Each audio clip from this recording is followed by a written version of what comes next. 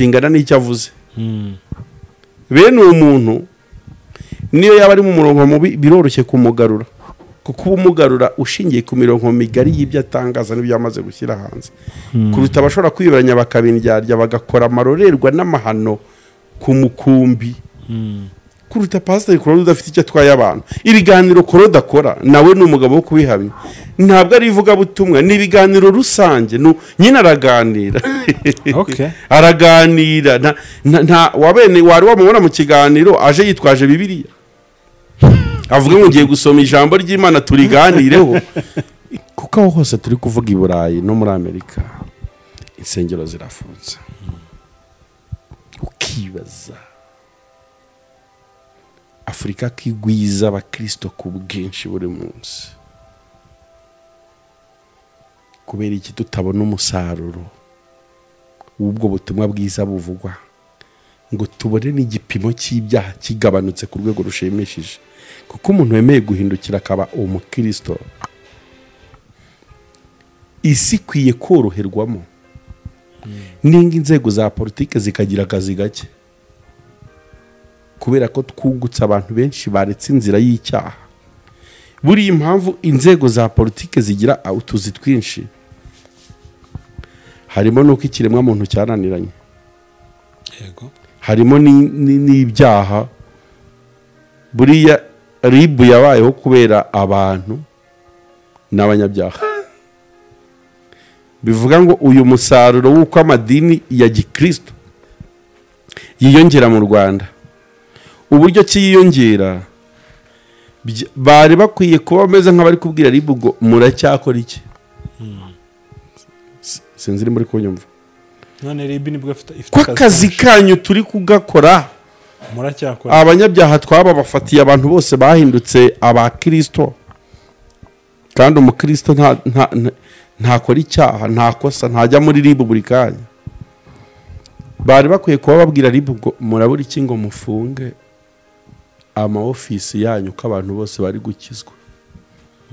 None ahubwo uko birunda mu nsengero bavuga ko bakizwa niko ribu iri gufungura ama ofisi hirya no hino y'akazi.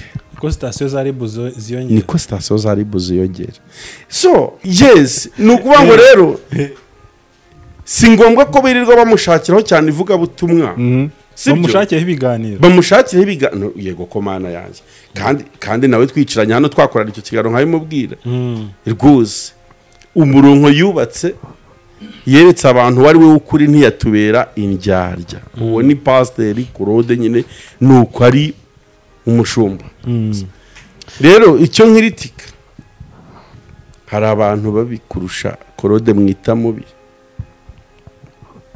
batanabigaragaza, bataza hano. Ubwo ni babandi bavuga ngo biyambitse, bataza hano kuri YouTube please ngo biyambitse uruhu rw'intama.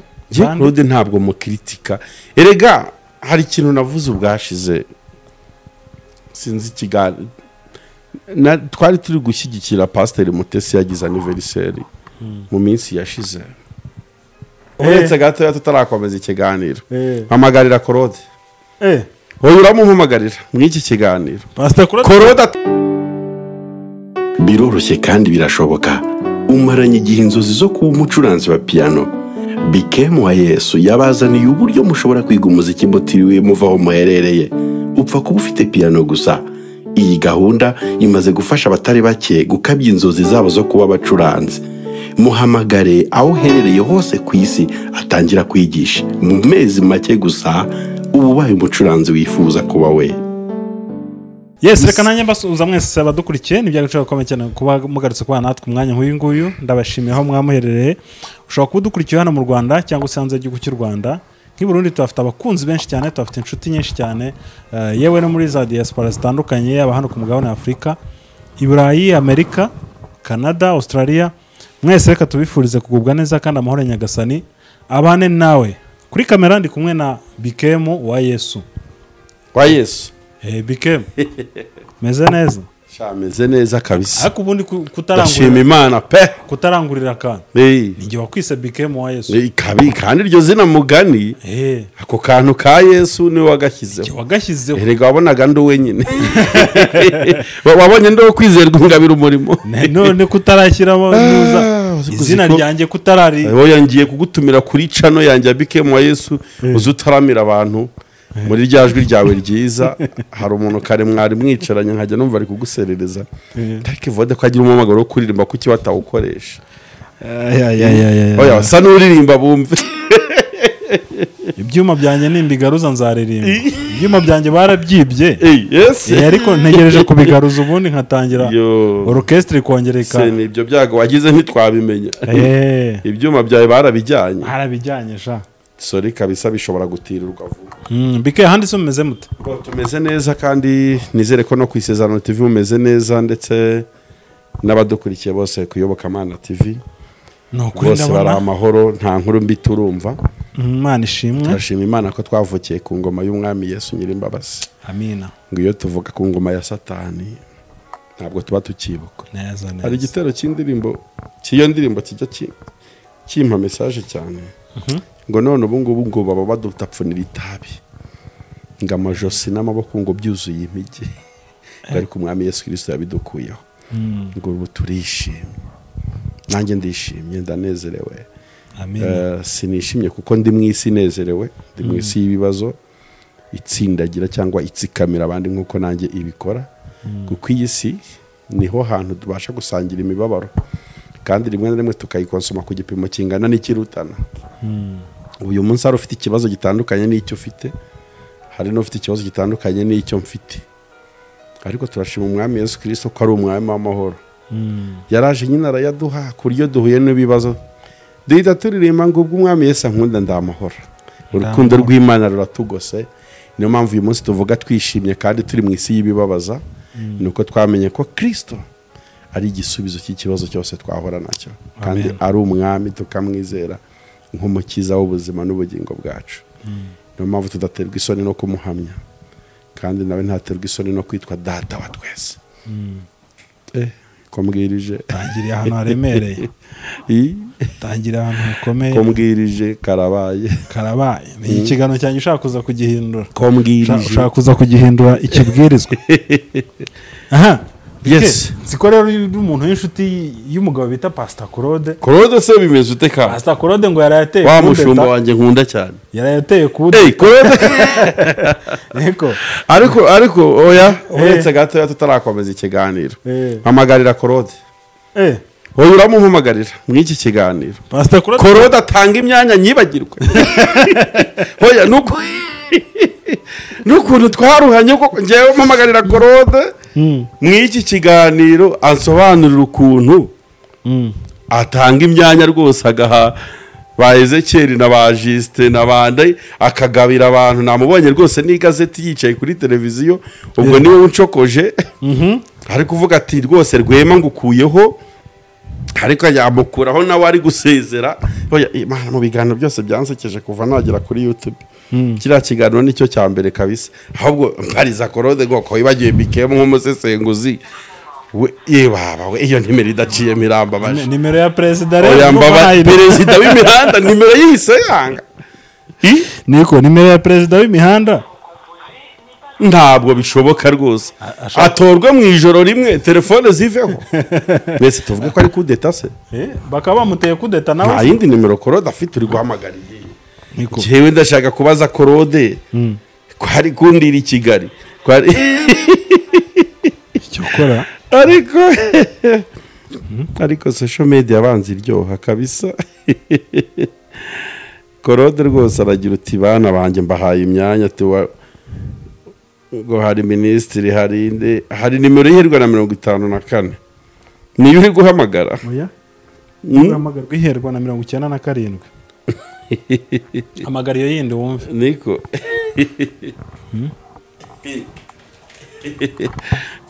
Claude rwose mushumba ko watanze imyanya ukatwibagirwa harya minisitiri w'intebe ninde kuri YouTube ntago mbizi neza cyeri ninde Claude rwose ese cyego niba yamugize minisitiri w'iki Claude tuzamukumbura kabisa ariko Claude abaho ubuzima bwuzuye ntabwo azi kwihisha azi kwerekana isura ye ya nyayo ndabona nayo ntayiriho ntabwo yiyoberanya Claude ntayiriho nayo mwihorere ntacyo message yayumvise mumbariza ati ke muramushyira uramugira meya w'imihanda uramugira basi se yampaye ngahagarira umuziki ariko cyangwa akugire perezida w'abasore banze gushaka batabyumva avuga atuma byumva nyaboneka ntabwo naba ndi perezida w'abasore kuko hari abanduta benshi cyane batarashaka ariko rero n'abafashe ibyemezo byo kutabikora kandi koko si oya buretse gatoya ubivuze nabi mbikosora ntabwo nanze gushaka kirenze ko wabyanze kuko nta kimenyetso na kimwe gihari cyerekana ko nanze gushaka ahubwo sindashaka nyine sindashaka kuko igihe kitaragera cyo gushaka kandi igihe bakimezira in terms of different things hari ushobora kukimezira mu myaka iyo ndayifite bibaye birerwa mu myaka naba narabyanze hari ababimezira mu marangamutima hari ababimezira mu mahitamo hari ababimezira kuko igihe cy'Imana kitaragera none se muri byose kuri wowe ni iki kibura njyewe harabura igihe ni question y'igihe n'ukuri ushobora kumva nejo bibaye nibigwa mu rushinge gutya kuko ibintu bishobora gutuma umuntu atihutira gushaka ni byinshi hari impamvu bwite hari impamvu z'ijuru sibyo nizo ngizo zikomeye iz'umuntu ku giti cye ni impamvu z'ijuru kujya kutubeshya oya ndi kukubwira ngo ndi kugupropose ibintu bishobora gutuma umuntu atinda gushaka niko society byite hari impamvu bwite z'umuntu hari impamvu z'ubushake bw'Imana hari impamvu za time ntabwo we don't force time ikintu ntabwo ushobora guforce ikintu ngo kibe kuwa kane cyari kuba kuwa gatanu iyo ubiforcinze n'ubundi icyo gihe kigutega ikindi gihe kitari cyiza rero nge ndashima Imana ko muri ibyo byose mvuze impamvu ibitera byose ni impamvu zinyerekeyeho ziri bwite muri twa tuzi ko abana b'abapasiteri barongora kare wa mu rugero se ndirwa nzi ngo barongoye vuba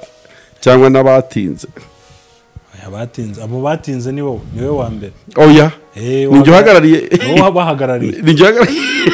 abasore ninjye uhagarariye ikipe y'abasore bavuga kwa pasiteri banze kurongora bahumure mu minsi iri imbere mfite itangazo ryiza niko mbere kuva nkikumenya evode ko wanyibasiye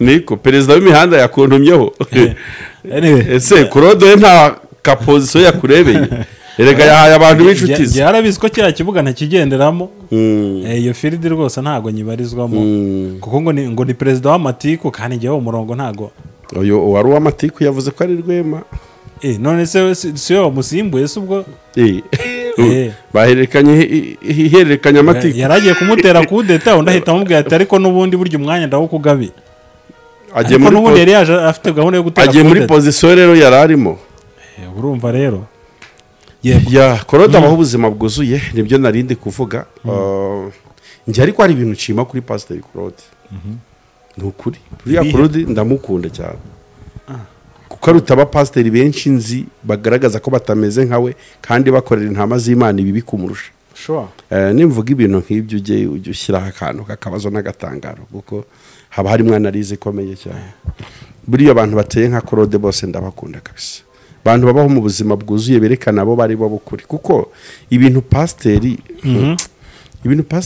pasiteri Claude akora ntabwo ari ivugabutumwa uretse ntabwo ari ivugabutumwa ariko nabwo ntibigize ibyaha byo kumubambisha hari abapasiteri benshi aruta yego komana yanjye yibereyeho mu buzima bwuzuye amarangamutima ye n'icyo atekereje acyexpressinga uko kiri mu gihe dufite abandi b'indyarya bagaragaza ko ari abera banamucira urubanza banamutuka ariko bakora ibibi byinshi byangiza umuntu w'imbere ndetse n'uw'inyuma kurusha ko pasiteri Claude we yeretse isi uwo ari we wa nyawe ntabwo yihisha ndamukunda ntabwo yihisha Claude yabwiye abantu ngo nguyunge kuri YouTube umuntu wese uje gusacinga Pastor Claude abaza umuntu aje kureba arinde. Rero ndamushima ngiye simukritika, ibindi abasigaye gushyiramo conscience n'ubwenge bwa muntu, amenye ngo ndavuga iki, ndakora iki, ndi kubwira abande, abazabyumva bazabyumva ute. Izo ni ingamba z'igiti zo ku muntu ku giti cye. Akora ibintu uvuza biri philosophique ukuntu. Kuravuze ngo hari abapasiteri benshi aruta. Yego kumana yanjye. Claude isi ntabwo ikwiye kumugiraho ikibazo. Ndamushimira ko yatweretse uwo ari we. Nawe ara ibi biganiro byanjye ari kumva ibyo ndi gushaka kuvuga. Sindyarya. Pastor Claude sindyarya. Pastor Claude ntiyiyoberanya. Pastor Claude ikintu cyose atekereje kingana n'icyo avuze. Bene umuntu niyo yaba ari mu murongo mubi biroroshye kumugarura, kuko umugarura ushingiye ku mirongo migari y'ibyo atangaza n'ibyo yamaze gushyira hanze, kuruta abashobora kwiberanya bakabindyarya bagakora amarorerwa n'amahano ku mukumbi, kuruta Pastor Claude udafite icyo atwaye abantu. Ibiganiro Claude akora nawe ni umugabo wo kubihamya, ntabwo ari ivugabutumwa, ni ibiganiro rusange, nyine araganira. Okay. Araganira nta wabene wari wamubona mu kiganiro aje yitwaje Bibiliya avuga ngo ngiye gusoma ijambo ry'Imana turiganireho. Yes, nukuvuga ngo rero si ngombwa ko birirwa bamushakiraho cyane ivugabutumwa. Bamushakiraho ibiganiro. Bamushakiraho ibiganiro. Yego komana yanjye. Kandi nawe twicaranye hano twakorana icyo kiganiro nkabimubwira. Rwose umurongo yubatse yeretse abantu wari we ukuri ntiyatubera indyarya. Uwo ni Pastor Claude nyine nuko ari umushumba. Rero icyo nkiritika, hari abantu babikurusha Claude mwita mubi, batanabigaragaza, bataza hano. Ubwo ni babandi bavuga ngo biyambitse, bataza hano kuri YouTube please, ngo biyambitse uruhu rw'intama. Claude ntabwo mukritika. Erega hari ikintu navuze ubwashize, sinzi ikiganiro twari turi gushyigikira Pastor Mutesi yagize anniversaire mu minsi yashize.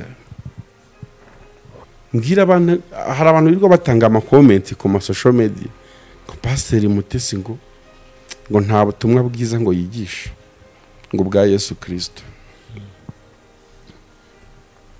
ngo avuga abantu, ngo arivuga, ngo yigisha ibikomere.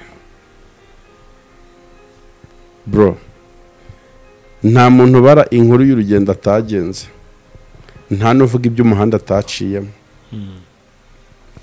Niba mu buzima bwa Pastor Mutesi hari urugendo yagendanye n'Imana rw'ibikomere, akomorwaga agakira cyangwa akaba ataranakira, bikubiyemo message ya personal experience itari ya Yesu. Bikubiyemo message y'impamvu y'ubuhamya bwe ku giti cye yakomoresha abantu, cyangwa yakoresha ngo abari guhura nk'ibyo yahuye nabyo cyangwa azahura nabyo babashe kumenya uko bazitwara muri urwo rugendo.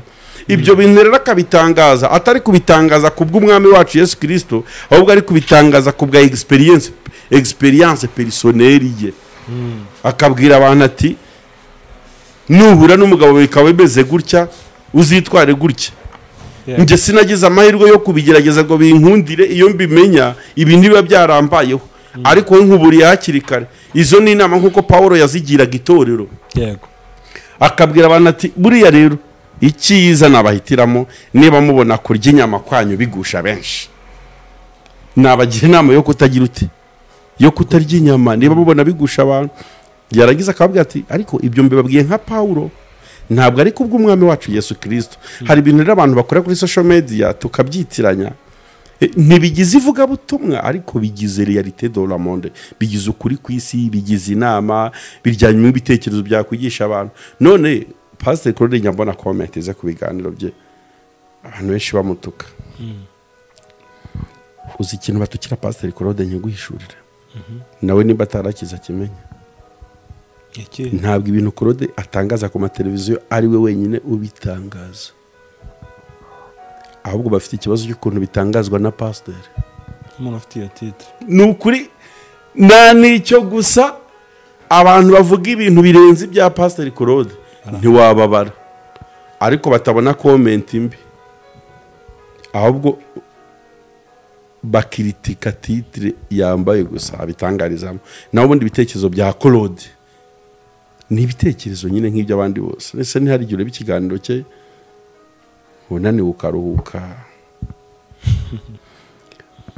wumva hari ibyo ushaka ukabyunguka ni Claude njya mushimira ko atari indyarya ko atiyoberanya yeretse isi uruhande rwe rw'ukuri kandi abayeho mu buzima bwuzuye ntabwo ashaka kwiyoberanya rero ahubwo ku by'imihanda n'abakomite y'imihanda na komite rero ntabwo abashe kutwitaba yampaye akanya nanjye gusabira umwanya akanshinga umuziki ariko ndaza kumugusabira umwanya namenyesha si wo muri Amerika wa YouTube yamumenyesheje yampaye kopi kabisa si ukuveri barayicaranya ati bimenyeshejwe gusa nkeka ko atari yo mpamvu y'ikiganiro cyacu karakanyuzemo sinzi wenda icyo twavizaho ngo dufashe abantu b'Imana badukurikiye kuri stati ya WhatsApp basa avuga umuvandimwe ndaza noneho tugiye kuganira ku byavuzwe ku masitati Claude arazana igazete y'ibitabo wowe nawe urareba stati ariko byose nyine bidufatanyiriza hamwe kuza ni byiza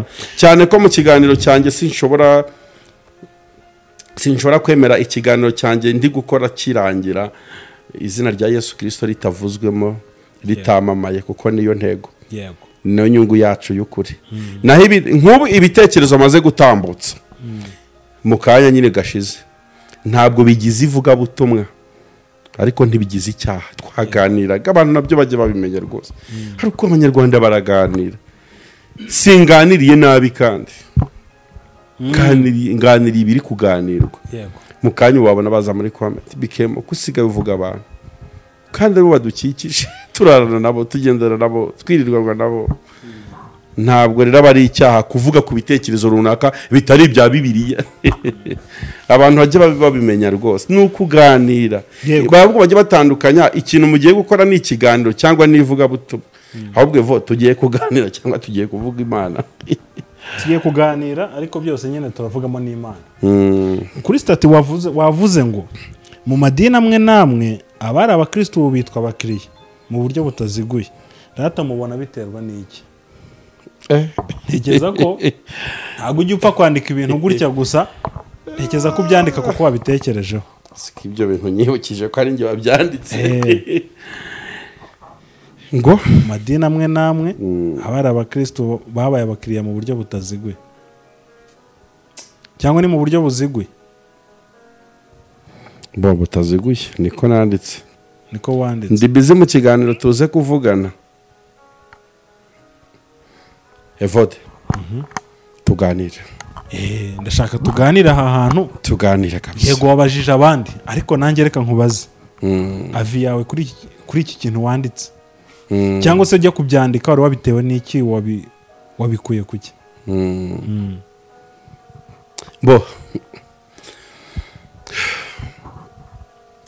mu madini amwe namwe abari abakristo ubu bitwa abakiriya mu buryo butaziguye yes it is my code ninjye wabyanditse koko kandi ngiye kukubwira impamvu zanteye kubyandika yego ubwo wowe ushatse ko ibintu nanditse mbihina biba development bidevelopa kugira ngo bigirire itorero umumaro cyangwa abadukurikiye nsomera muri Yohana John yego Yohana ibice 14 umurongo wa 6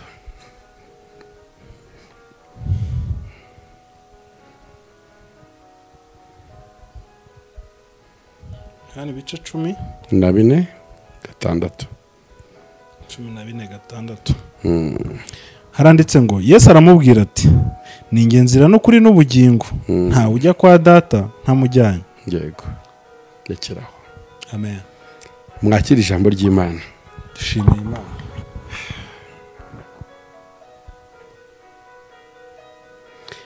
ijambo ry'Imana muri Yohana 14:6 riratubwiye ngo ni ingenzira y'ukuri n'ubugingo ndetse n'ubugingo nta ujya kwa data amujyanye bivuga ngo kujya mu ijuru udaciye kuri Kristo waba ujya ahandi hantu hatari mu ijuru bibliquement parlant niba twumvise neza icyo cyanditswe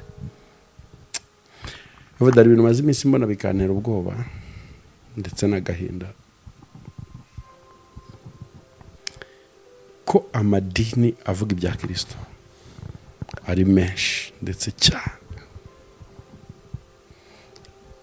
ko yiyongera buri kanya, ko ababatizwa bakomeje kuba benshi, ishyaka n'umuhate w'ibiterane no kubaka insengero bikaba bigwiriye, biri guturuka ku kingo ntihaboneke umusaruro w'ubwinshi bw'abakristo. Kuki uko abantu bakomeza kuza mu nsengero umuvuduko w'ibyaha utagabanuka? Ibyo ngibyo ndi kubivuga nkanjye ntagawe na Paulo, ni personal analytic.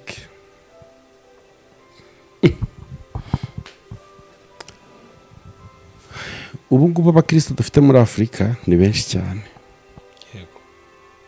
kuruta ni Burayi no muri Amerika n'ahandi hose. Burayi ntavuga insengero barazifunze, kuko aho hose turi kuvuga i Burayi no muri Amerika insengero zirafunze. Ukibaza Afurika kigwiza abakristo ku bwinshi buri munsi,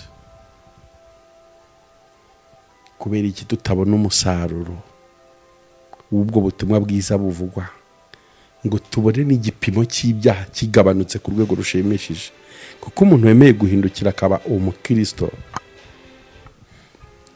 isi ikwiye koroherwamo, n'inga inzego za politike zikagira akazi gake, kubera ko twungutse abantu benshi baretse inzira y'icyaha. Buri impamvu inzego za politike zigira utuzi twinshi harimo nuko ikiremwa muntu cyaraniranye, harimo n'ibyaha. Buriya ribu yabayeho kubera abantu n'abanyabyaha. Bivuga ngo uyu musaruro w'uko amadini ya gikristo yiyongera mu Rwanda, uburyo kiyongera bari bakwiye kuba bameze nk'abari kubwira ribu ngo muracyakora iki? Sinzi muri kunyumva. None ribu nibwo ifite akazi kanyu turi kugakora, muracyakora. Abanyabyaha twaba bafatiye abantu bose bahindutse abakristo, kandi umukristo ntakora icyaha, ntakosa, ntajya muri ribu buri kanya. Bari bakwiye kuba babwira ribu ngo murabura iki ngo mufunge ama ofisi yanyu ko abantu bose bari gukizwa. None ahubwo uko birunda mu nsengero bavuga ko bakizwa, niko ribu iri gufungura ama ofisi hirya no hino y'akazi. Niko sitasiyo za ribu ziyongera. Niko sitasiyo za ribu ziyongera. So ibi ndi kubivuga ndi hano mu Rwanda, ibyo muri Kongo simbizi, ibyo mu Burundi simbizi, ibyo muri Tanzania simbizi, ibyo muri Kenya simbizi, ibyo muri East Africa simbizi. Ndi kuvuga iby'iwacu. Hakaba harimo noneho ubu bushakashatsi bumeze gutya, ariko Bibiliya ishobora kuza kudufashamo tukabona igisubizo cy'iki kibazo. Inkomoko yo kudahuza kw'amadini vahe kandi bavuga ko bajya mu ijuru rimwe? Ntawe uri kujya mu rya Kamonyi, wenda undi ngaba afite irindi ajyamo. Niba twatura tukavuga ko twese turi kujya mu ijuru, intego zacu n'imyitwarire ntibyagakwiye gusa. Yesu ni umuhanga, yaravuze ngo ninjye nzira y'ukuri n'ubugingo, ntawe ujya kwa data atari njye ugize ute umujyanye. Niba Yesu yaratanze umurongo na dogitirire dukwiye kuba dukoreraho, byatewe n'iki ngo abantu bigabanyemo amashami n'amabranche atandukanye mu by'uko kwemera n'ubwo bwami? Dore icyabiteye cya mbere.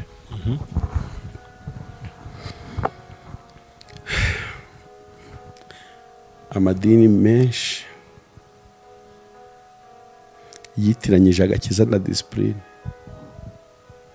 Agakiza na discipline, yego, they are two different things. niba njya mu ivugabutumwa nambaye ipantaro,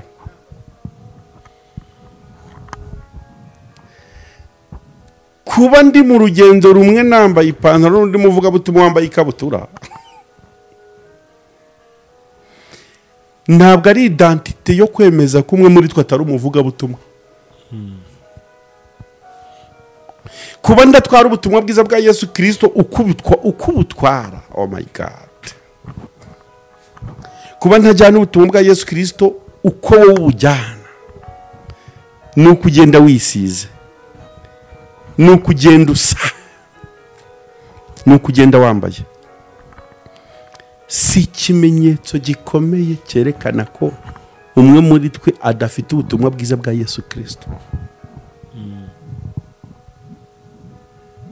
Buri gihugu n'umuco wacyo, buri bwoko n'imyitwarire yabwo. None esheki yabayeho ikomeye, abantu benshi bahamagawe kubwiriza ubutumwa bwiza mu bihe bitambutse ndetse n'ibiriho ubu, ni bamwe na bamwe, si bose. Nubona umuntu ahawe mikorofone agiye kuvuga iby'ubwami bw'Imana, ukumva ahereye kuri disipurine, kuki? Kuri disipurine. Uzamenye ko ari intumwa ya Satani. Yego. Nubona ahagurutse kwigisha, bamuha umwanya kuvuga Yesu, ukumva ahereye kuri disipurine, uzamenye ko aje kwamamaza aje kwamamaza uko yitwara, ntabwo aje kwamamaza uko yemera. Abantu bari kubyumva. Nubona umuntu ahawe umwanya wo kuvuga, ukumva aratangiye ariko tangiye kunyuza amaso n'intoki mu bakristo, ngo wowe usutyo, what? Tiwageze hano ute? Kandi bari mu rusengero, tangiye gutunga abantu urutoki, abwira abajya ko natari kuri muntu, uriya mugore wambaye ipantaro yinjiye mu rusengero gute mumureba? What is this? Uriya mugore w'amaherena bitebye ahingutse hano ute? Badiyakoni yabaciye mu maso ute? Atajya ngo twebwe ngo iwacu tubigenza utya, sibyo? Iwabo twambara utya, dusokoza utya, tuvuga utya. Abadasokoza nkatwe, uzi ko hari abantu bashobora kuzahura n'abandi mu ijuru bakikanga, ati se nawe waje burya wahageze ute? Ariko n'ubundi burya ngo mu ijuru tuzatungurwa. Hari ibintu nka 3 cyangwa 2 bizatungura abantu mu ijuru. Icyambere ari igihe uzatungurwa nuko uhisanze. Ndigezemo. Ujye uvuga ati ndi hano hantu ndigezemo. Doge icyo ni cyo cyambere, ndi hano hantu uti. Kabiri, tuzatungurwa no kubona abo tudakeka ko barigeramo, baririmo, bariyo turi kumwe. Gihugu dize nakana kabirashoboka. Arinjiye, yaciye Petero yamuretse arinjiye, yaciye he ageze hano gute? Gatatu kanababaje,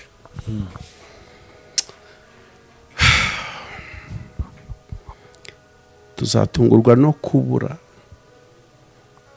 abo twari twizeye, apotre wacu ntawe ko ari bo bagombaga kuba bariyo. Icyo kintu kizadutungura, kubura abo twari twizeye ko ari bo bagombaga kuba bariyo. None ibyo nabyo bizatungura abantu. So tukiri hano ku isi, hehe ku isi, nta kapasite, nta bushobozi, nta n'ububasha dufite bwo guha abantu ijuru cyangwa kuri bima. kubera ko umuntu wese ugihumeka umwuka w'abazima aba ari umukandida w'ijuru na gihenomu. yego uko ni ukuri. n'ibi ngibi tuvuga ku bantu bapfuye tubasezerera mu nsengero ni umuhango w'idini udafite icyo utwaye ariko ntacyo ufasha ugiye. cyokora waba igihe cyiza cyo kwigisha abasigaye. ni igihe cyiza cyo kwigisha abasigaye, ahubwo none ikintu kibaje giteye n'agahinda ni uko buri gihe inkuru z'urupfu zitajya zigira icyo zigisha abasigaye. kubasezeraho ni byiza, bifasha abasigaye uburyo bw'amarangamutima. naho amasengesho no kubasengera cyane, nta masengesho namwe dushobora gusengera umuntu wapfuye ngo ahindure pozisiyo y'urugendo afite ngo ni uko twasigaye tumwigingira Imana.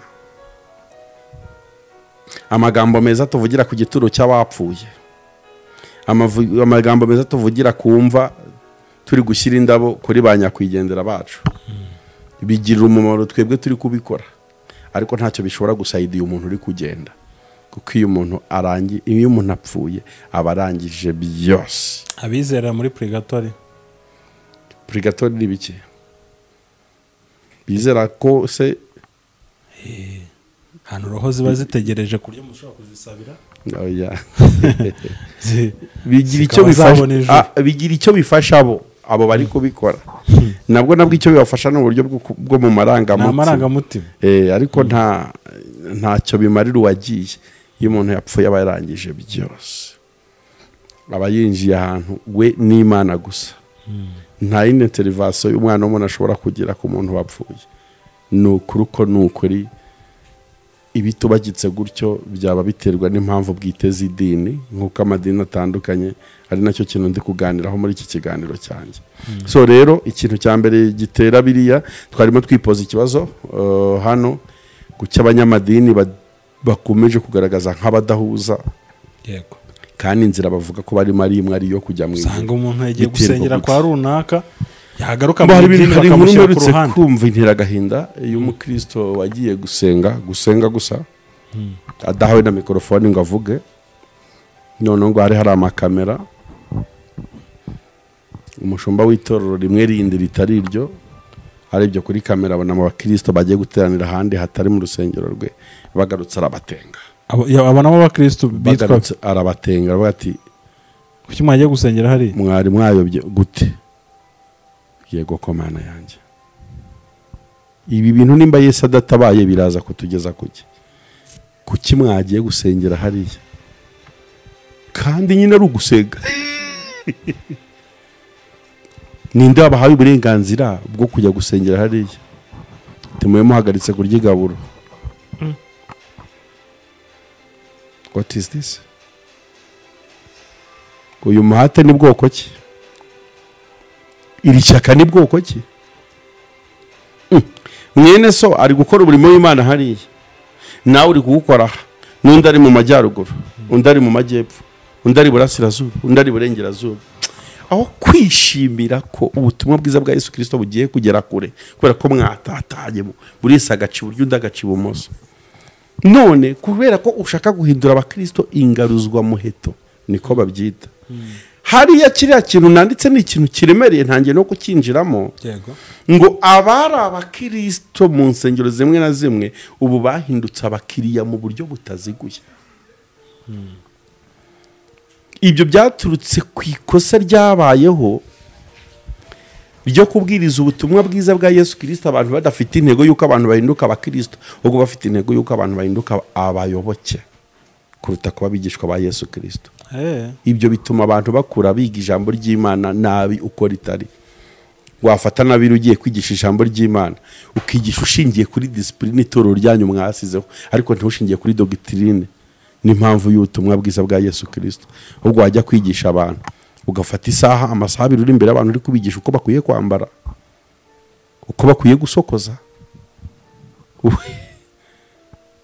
ubwo urubango abatambara nkamwe ntabwo muri kujyana mu ijuru. yego abataragize amatwi uko mushaka ntabwo ari abagenzi bajya mu ijuru. ku gitsina gore ubwo abambara ipantaro kandi mu mwara ziciye mutazambara ntabwo ari abagenzi mujyana mu ijuru. ibyo byateje ikibazo cy'uko abantu batigeze biga ijambo ry'Imana neza ngo barinywe nk'umutsima ugomba kubatunga, bararika umwuka wera w'Imana azature muri bo.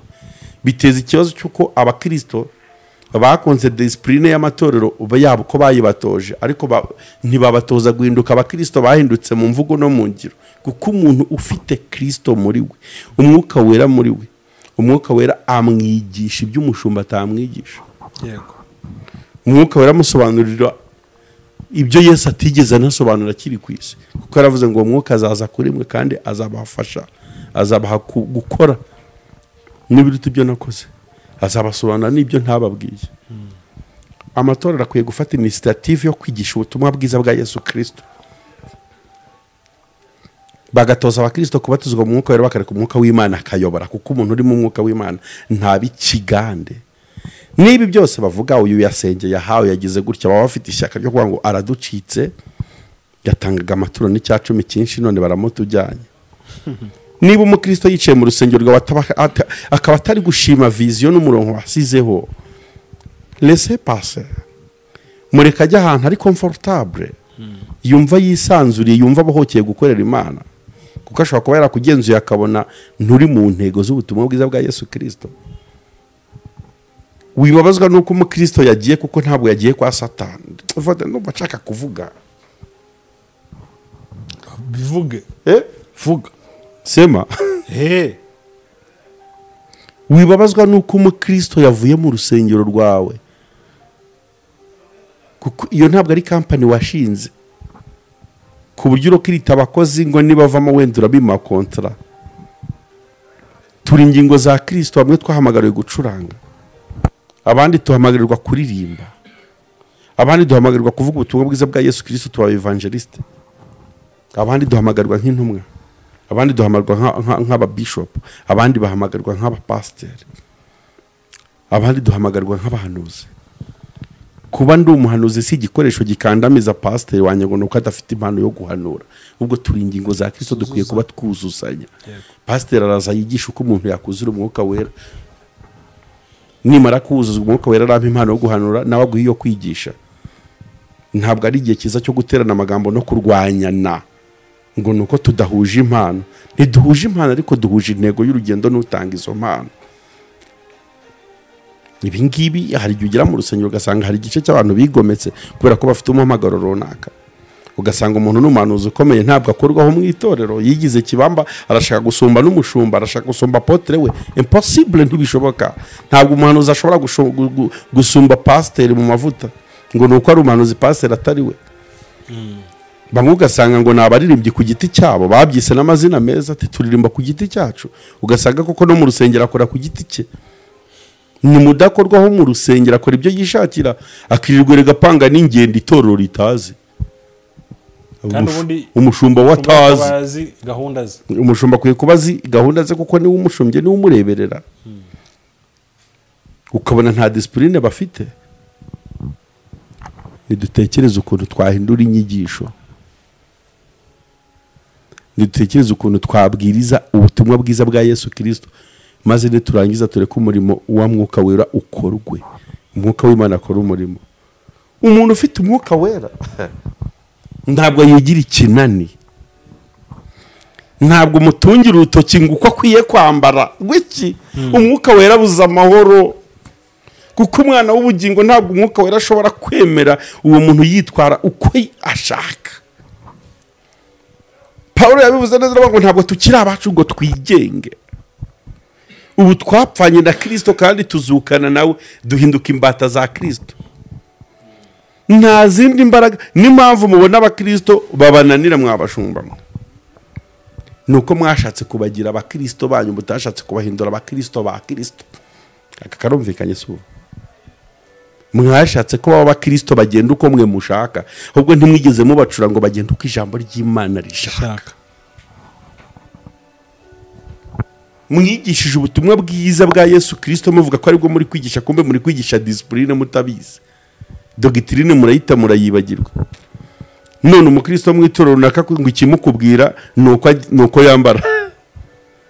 Ubwo iyo muhuye yambaye ucyo avuga ati uyu nguyu ni wahanga.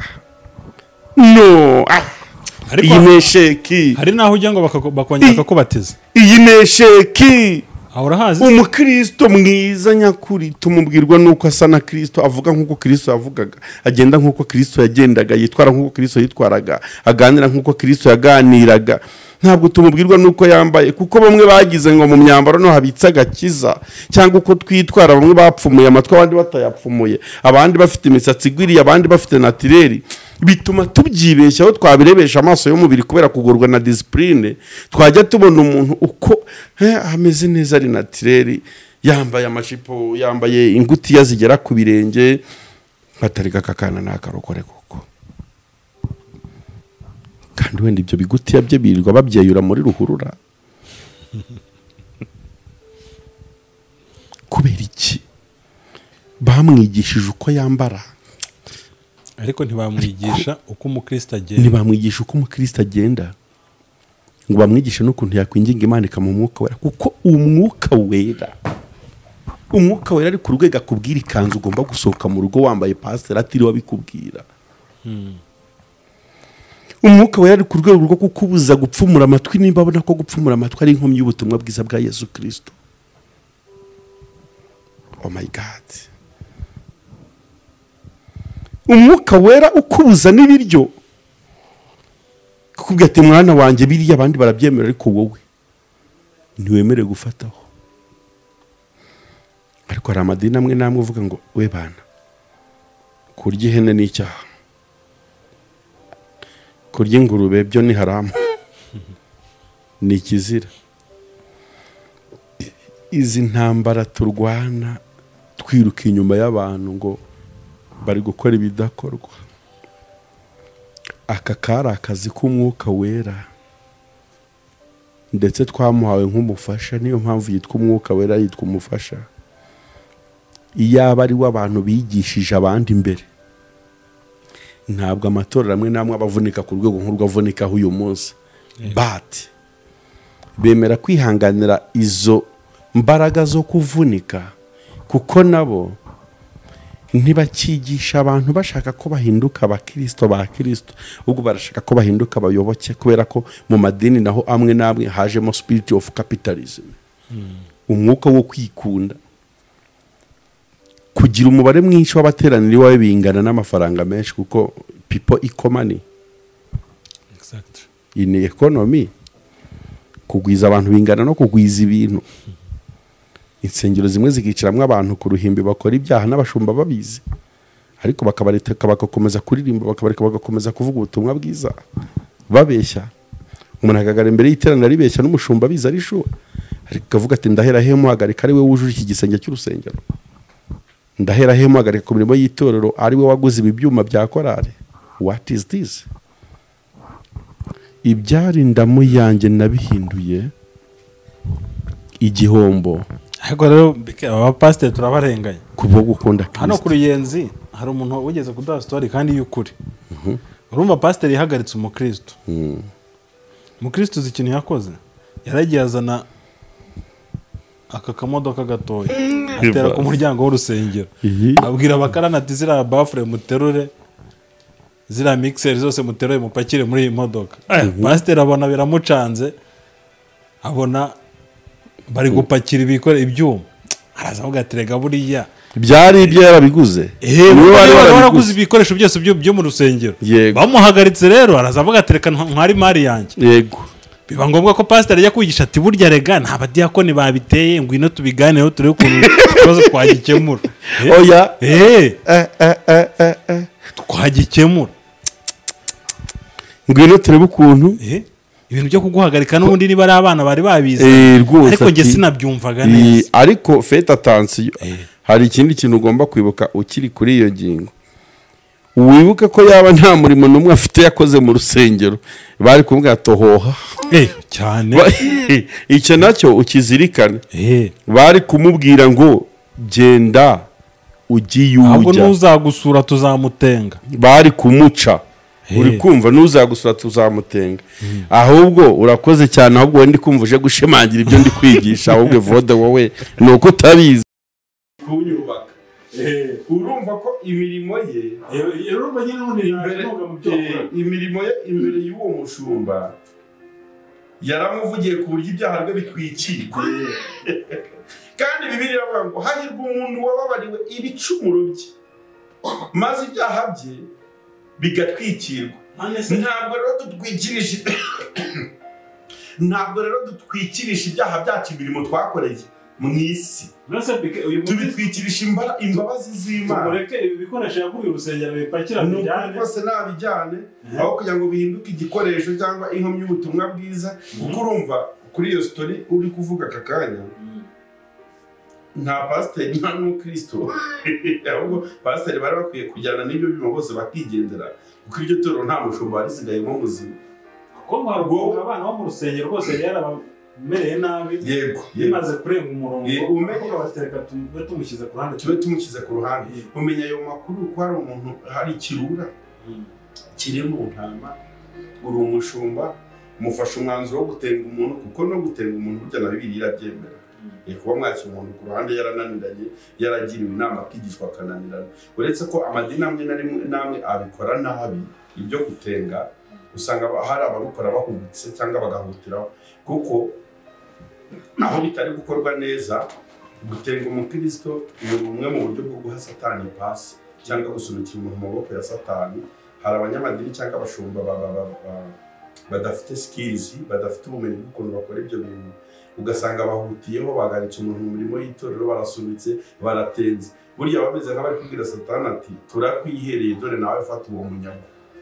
Hari igihe rimwe na rimwe rero babikora mu bujiji batabizi, ariko ubundi hari inama Bibiliya itanga ku muntu uri kwitwara nabi mu rusengero, uburyo abanza gusurwa bakaganira n'abakuru b'itorero bakigishwa, yarangiza kwigishwa bakamuzana imbere y'abatambyi bakamuhugura, yarangiza bakamushyira imbere y'itorero bakamuhugura, yarangiza babona yanze kumva. Urumva ni nka etape nk'eshanu, urumva baba baranyuze baba baramugoraguje. Naho hari abahera muri first impression kuko babonye umuntu mu kibi bagahita bakubitiraho n'intege nke ze yifite, bagahita ko bamujugunyira amaboko ya Satani. Ikintu cyo gutenga rero nacyo, iyo ugize ibyago ukaba uyoborwa n'umushumba mubi, hari n'ukuntu umuntu ashobora kugutenga ku giti cye, nta cyaha ufite ku Mana, ahubwo ufite icyaha kuri we kuko uri gukora ibintu adashaka cyangwa adakunda. Uri kumva ikintu cyanze kukubwira? Ushobora kuba uri gukora ikintu umuntu adakunda cyangwa umushumba w'umuyobozi wenda akavuga ati ariko uriya mukobwa ntabwo nshaka ko agendana n'uriya musore. Ejo ukumva araguhamagaye ngo twagutenze kuko ngo ugendana n'umusore udakijijwe. Akaba ari ibintu bitagize icyaha ku Mana, ubwo bigize icyaha ku mushumba ku giti cye kuko uri gukora ibintu we adashaka muri karagiteri ye. None akagukubitisha ubutware n'ububasha afite nta n'icyaha ufite, akagushyira inyuma y'itorero. Ibyo nabyo biterwa n'ubujiji no kudasobanukirwa neza ijambo ry'Imana, cyangwa bikaba byaterwa n'ubugome bw'umuntu ku giti cye, agakora ibintu atabikoze ku bwa Kristo, ubwo akabikora mu nyungu ze bwite kubera ubugome afite. Icyo nacyo si cyo kitugendereye muri iki kiganiro, ubwo turi kuvuga kuri icyo kintu cy'ukuntu abakristo bamwe bahindura ubuzima abo ngubu bitwa abakiriya. Umukristo abaye boro evide ejo evode, umukristo ubu ni boro rwose. Hari n'ababaguraga bati ku cyumweru nuzana abakristo 5 igitanu cyaho uzagitaha cyane rwose muratuzanira bataha ugashana abantu bandangira ntanga ngurisha. Urabafite uturuza? No, I'm joking. Hano nteye blague. Ngize musigaye ucuruza abakristo. Hano nteye blague, ariko dufite abantu b'abakomisiyoneri b'abakristo rwose ku buryo avuga ati hari umukristo nabonye Zion mwana ndagukwita 300 n'umukomve akajya asenyera, ugatangira akabona atangiye gushyira abakomisiyoneri b'abahanuzi ababwira ati itorero Imana ntiri gushakamo, ni gute Imana itashaka mu itorero ariko ryitwa irya Kristo? Imana ije kwirwanya, Imana ije kwivuguruza. Kuba ndi gusengera muri Zion Imana irashaka muri ADPR, kuba ndi gusengera muri ADPR bakantwanga Imana iri gushaka muri Zion. Ko turi ingingo za Kristo, ingingo zigiye kwicagagura mu bice bingahe. Iki ni ikibazo cya kapitalism iri mu madini amwe n'amwe. Abantu benshi bafasha abakristo babahindura bakiriho kugira ngo babahindura abayoboke ba Yesu, abigira babibahindure abigishwa ubutumwa bwiza bwa Yesu Kristo. Bihita bitera ikibazo, none ibyaha biriyongera buri munsi kandi abantu basenga buri munsi n'amateraniro arushaho kuba menshi ku isi. Ni ikibazo cy'uko abantu batigeze bigishwa ubutumwa bwiza bwa Yesu Kristo babigisha Kristo. Ubwo abantu bigishijwe ubutumwa bwiza bwa Yesu Kristo bashaka kubahindura abayoboke babo kuruta kuba abayoboke b'ubutumwa bwiza bwa Yesu Kristo. None akazi kagakozwe n'umwuka wera kirirwa kavuna abapasiteri kubera izo hereri zabaye. Abantu bakwiye kubahana no kwemerera niba tuvuga ko tujya mu ijuru twese. Dukwiye kuba dufite amahame tugenga ari general common. Ashingiye ku ijambo ry'Imana. Arahari nuko twanze kuyakurikiza ko dukurikiza y'abashumba. Nuko twanze kuyakurikiza ko dukurikiza y'abashumba n'abapasiteri batwigishije ku bw'inyungu z'amadini. None umukristo arahura n'undi wamukora mu kiganza aturaho mwene dati yagahita areba ukuntu wambaye ati ngo mwene nde uri mwene data acinara Yesu guti kwacinara Yesu ntabwo ngendana n'abanyamahanga mwana ngo kuko atambaye igitambaro wacyambaye kuko bahuya defirije watadefirije ngo ibyo bibiciye identite muri Kristo Yesu ngo si bene data kubera ko bamwigishije ko umukristo mwiza atadefiriza atambara amaherena undi ageze ahandi baravuga ati twebwe ushobora kuza ugaterana wambaye amaherena wambaye n'ipantaro uri umugore ushobora kuza gusenga wadefirije wasutse twebwe nta kintu bidutwaye none buri wese ajya ku ruhande rumufavoriza muri discipline apana rumufavoriza kukwemera kwe ubyumva neza biratandukanye ajya ku ruhande rumufavoriza muri discipline ye benshi ikintu bakundira ubwinshi bw'amatorero ntabwo ari uko ntabwo ikintu benshi bakundira amadini n'amatorero bisukamo ntabwo ari uko abafavoriza ku mpamvu zo gukomera mu by'umwuka no kwizera umwami Yesu Kristo ubwo nuko bamwe na bamwe abafavoriza mu ntege nke zabo aborohereza muri discipline. Ikiganiro nkoze banza kitoroshye rata twebwe batubujije gukora ibi rata mwe murabyemera ati yo ibyo nta kibazo ati twe rwose tushatse wajya unagira ariko ntukabye do you understand kubera ko uyu muntu ntabwo ashaka abakristo ari kurebera umukumbi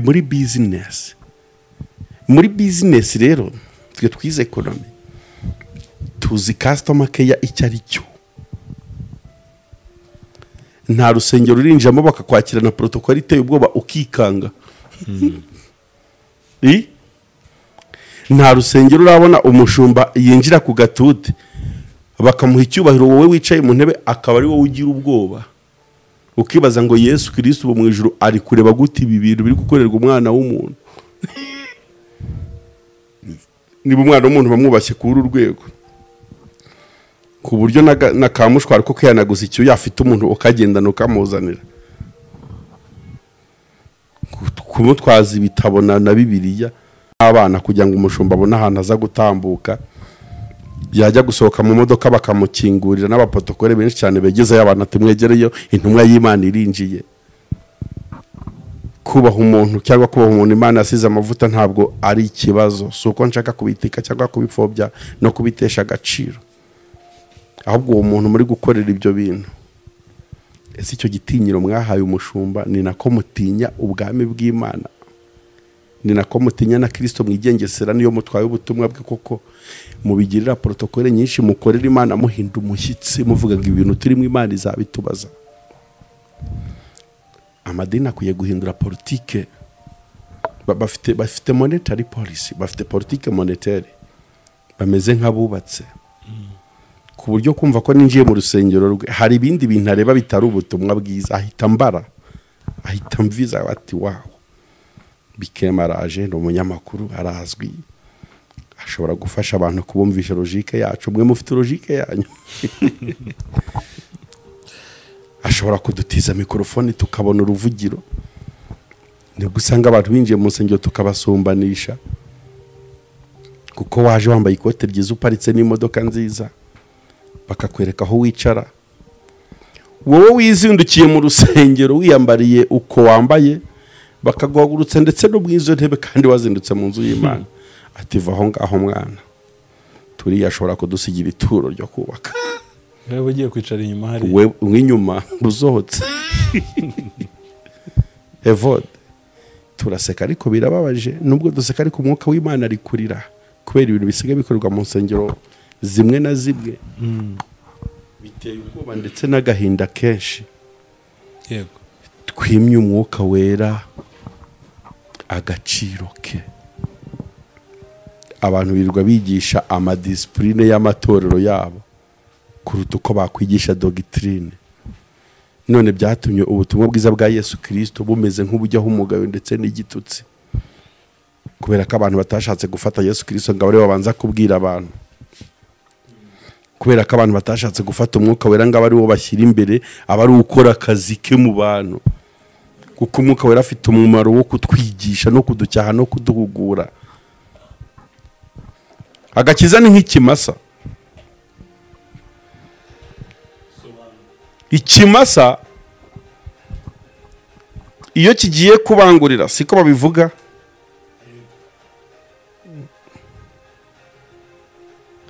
kibangurira rimwe cyangwa kabiri kigatera inda. Iriya nka iyitwite iyihaka Imana imbabarire Imana yanjye, iki kinyarwanda kirankoraho. Iyihaka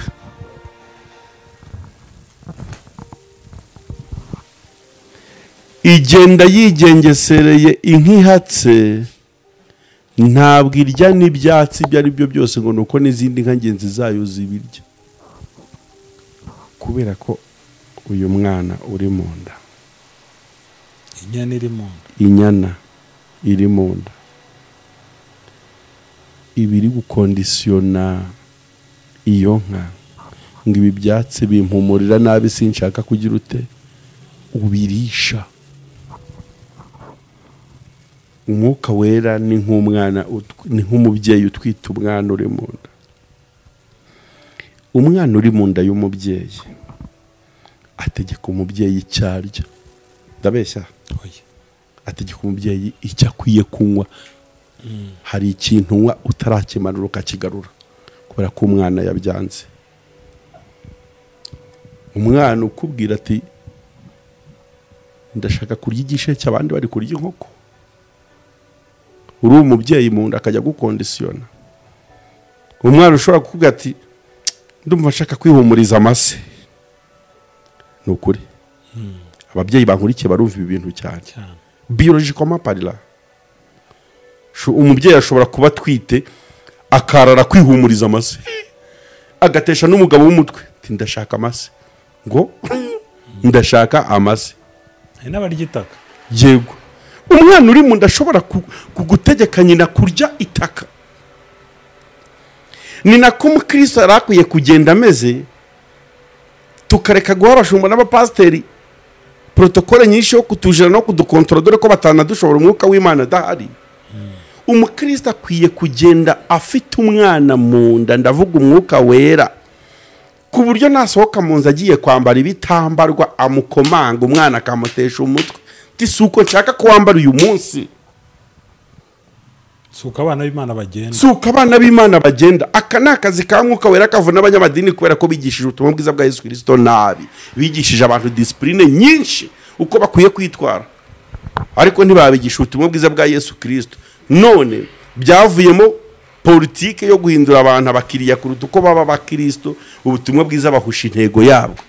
Kuko umwana uri mu nda y'umubyeyi umutwite, yego komanda, umukristo ufite umwuka wera ajya gutekereza kuvuga ijambo ribi, ijambo gusa, ururimi rwe rutaragobodoka ngo rubashe kuvuga. Umwana akamubuza umutekano akamubwira ati sinshaka ko ibyo bintu bisohoka mu kanwa kawe ntubivuge. Umukristo ajya kugambirira kugira ahantu ajya. Umubyeyi umwana uri mu nda akamubwira ati simbishaka, icara hano ntabwo hava, ndashaka ko nge nawe twirirwa hano muri saro. Umwana uri mu nda akubuza kujya gusambana atari uko abandi batabikora, akakubwira umwuka wera watashye mu muntu ujya gutinyuka kubikora, umwana akagukomanga uri mu nda, wajya gusambana akubwira ati hoya ntabwo bikunda, ntibivamo, bingwa nabi, nibigera mu nda birandurira, ugahita kureka kujyayo kubera umwana umwana ni igikoresho kiyobora umubyeyi utwite ku buryo iyo ataramubyara aba ari kugendera kuri kondisiyo y'icyo umwana ashaka. Uyu munsi nturya inyama, uyu munsi ntunarya inyama, urya inyama zitukura. Uyu munsi ntushyire inyama y'inkoko mu gifu, simba ishaka ingwa nabi. Nuko umukristo akwiye kugenda. Umwuka w'Imana reka tumuha akazi, dusengera abantu buzura umwuka wera, niho bazavamwa abakristo beza bahindutse bagasa na Kristo mu mvugo no mu ngiro. Ariko ukabona umuntu ukabona nk'umuntu nk'urusengero ruciye umuntu, wenda babonye ngo ari gusoroma amatunda ku muhanda ku giti kitari iki wenda cya leta cyangwa ku giti kiri private, bamuhoye ko ari gusoroma amatunda kubera ko nta mwuka w'Imana uri inyuma y'ibyo bintu. Kumbe umuntu akaba afite ibindi byaha yatengerwa bikomeye biraremereye ahubwo bitaramenyekana, kubera ko ari umutenga ari utengwa bose ni kimwe, ashobora kuba ari ba mihango y'idini. Umwuka w'Imana haratanga n'ubwoko bwo guhishurirwa, ariko umwuka w'Imana hatari abantu bigira ubwigenge. Yego, asoje cyane rwose. Bike ndasoje. Se abanyamadini ntubabwira? Ndababwira nanjye nibwira. Tanga inama ku bakristo rero babaye abantuza.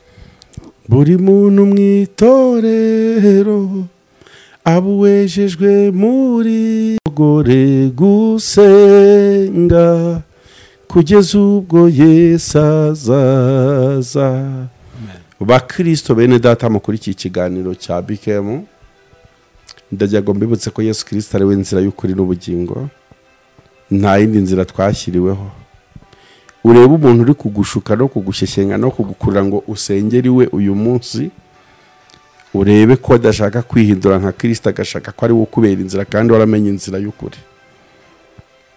Wowe ubaha Imana, usenge, witoze kugenda nk'uko Kristo yagendaga, witoze kuvuga nk'uko Kristo yavugaga, uhinduke mu mvugo ndetse no mu ngiro. Ukubonye akubone kuri umukristo, sinangombwa ko tubigira itangazo ngo tugende tubiririmba tunabivuga, kuko ubutumwa bwiza bwa Yesu Kristo iyo ubwambaye usa nabwo. Aho kandagiye naho uvugiye naho utuye mu gipangu, nabahamya bo kwemeza kuri wa Kristo amaze guhinduka kuruta kubyivugira ku maradiyo no ku mateleviziyo, kuko ubukristo ntibuvuga ahubwo burakorwa.